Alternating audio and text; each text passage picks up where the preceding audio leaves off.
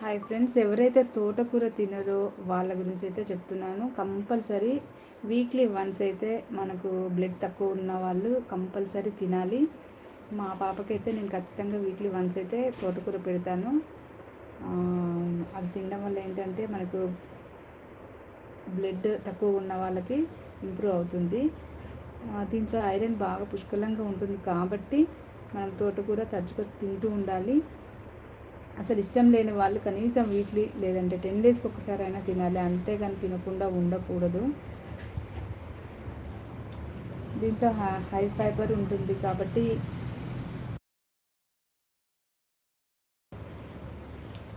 ఎవరికైతే digestion problem ఉంటుందో వాళ్ళు కంపల్సరీ ఈ తోటకూరను తినాలి. చాలామంది వేడి చేస్తుంది అంటూ ఉంటారు. సో వాళ్ళ గురించి చెప్తున్నాను. ఏంటంటే దీంట్లో ఫైబర్ ఉంటుంది కాబట్టి తినాలి.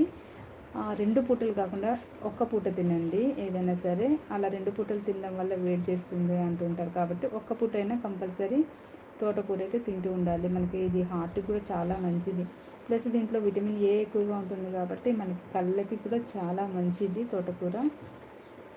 దీంట్లో కాల్షియం, మెగ్నీషియం ఇవన్నీ చాలా ఉంటాయి కాబట్టి మనకి బోన్స్ కూడా చాలా మంచిది, స్కిన్కి మంచిది. సో తోటకూరనైతే కంపల్సరీ తినండి. ఆకుకూర కదా అని చీప్గా చూడకూడదు.